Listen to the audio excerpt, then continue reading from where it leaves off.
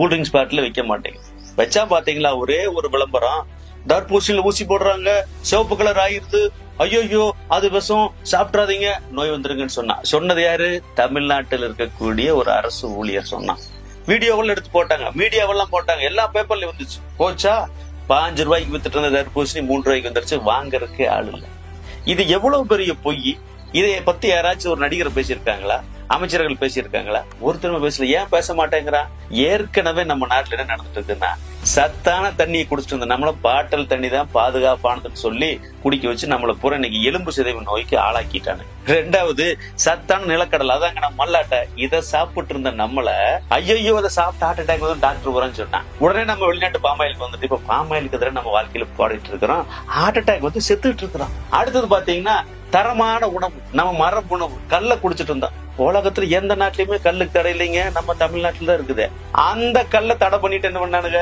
வெளிநாட்டு சாராய், அத டாஸ்மாக் கொடுத்து கொடுத்தாடுங்க. இன்னைக்கு எல்லாம் அல்பாயுஸ்ல போயிட்டே இருக்கிறோம். உலகத்திலே சத்தான தரமான உணவு இது. தாய்ப்பாலுக்கு அப்புறம் மாட்டுப்பால் சொல்றோம். அந்த மாட்டுப்பால், நாட்டு மாட்டுப்பாலை குடிச்சு நல்லா இருந்தோம். இன்னைக்கு என்னாச்சு? ஜெர்சி மாட்டுப்பாலை கொண்டு வந்து எல்லாம் சக்கரை நோயாளி ஆகிட்டோம். இந்த மாதிரி தாங்க இந்த வெயிலுக்கு தரமான உணவு எதுன்னு கேட்டா நம்மளை காப்பாத்துறது, இந்த வெயில இருந்து காப்பாத்துறது தர்பூசணி தான். இந்த தர்பூசணி ஒழிக்கணும், விவசாயிகள் ஒழிக்கணுங்கிறதுக்காகத்தான் இந்த நாடகத்தை நடத்திட்டு இருக்கானுங்க. அப்ப தர்பூசணி தரமானது, தர்பூசணி சத்தானது அப்படின்னு யாரும் பேச மாட்டான். எந்த நடிகரும் வந்து பேச மாட்டான். எந்த அரசியலும் பேச மாட்டான். நமக்கான அரசியலை நம்ம தான் பேசணும். உலகத்திலே மிகப்பெரிய அரசியல் பாத்தீங்கன்னா உணவு அரசியல் தான். உணவு வணிகம் தான் மிகப்பெரிய பெருசு. அப்ப எங்க வியாபாரம் பெருசா இருக்கு, எங்க வருமானம் பெருசா இருக்கோ அங்கதான் எல்லாரும் வருவான். நம்ம இருக்கிற வியாபாரத்தை பிடிக்கி கார்பரேட் கம்பெனியோட வியாபாரம் மாத்திரக்கு வருவான். எனவே தர்பூசணி தான் சத்தானது, தர்பூசணி தான் தரமானது. அது நம்ம நாட்டு உணவு பொருள். இந்த கார்பரேட் கம்பெனிக்கு யாரும் கூல்ட்ரிங்க்ஸ் விற்கிறதுக்காக இந்த ஏற்பாடு செஞ்சுட்டு இருக்கிறான். எனவே எல்லா மக்களும் தர்பூசணி 1க்கு பதிலா 2 வாங்குங்க, 4 வாங்குங்க, தினசரி குழந்தைகளுக்கு கொடுங்க. இந்த வெயிலுக்கு உடம்புக்கு நல்லது. அனைத்து சத்துக்களும் இருந்தது. எந்த காலத்திலயும் பாத்தீங்க இப்படி ஒரு ஊசி எல்லாம் போட்டு தர்பூசணி கலரை மாத்திர முடியாது. ஏன்? வெள்ளை பூசணி இருக்கு பாத்தீங்களா, அதுவும் நம்ம பூசணிக்காய் குடும்பம் தான். அதுல எடுத்து ஒரு ஊசியை போட்டு பாருங்க, சாய்த்து விட்டு பாருங்க, மேல மட்டும் தான் கலர் மாறும், உள்ள கலர் மாறாது.